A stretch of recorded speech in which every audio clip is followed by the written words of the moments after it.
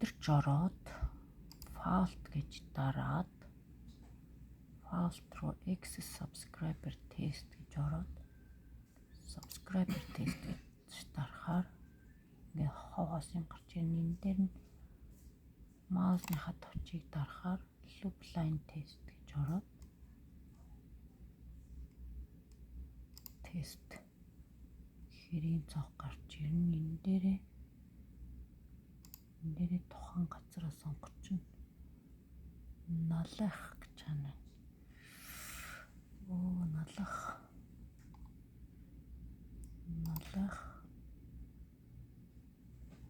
Налах тухайн газараа сонгоод энийг сонгоч. За энийг сонгоод энийг авч хаяад порт гэж болгоод тэгээд 0.2.13-ыг сонгоч. 0.2.13 хамгийн ихний дугаарыг сонгоод за тэгтээ хариу ямар гарч ирж байна. Яна бүтгэрээ авчихлаа. Яаж юм бэ? Энэ дээр ямар хариу гарч ирсэн бэ? Ингээл нормал гараад ирж штэ.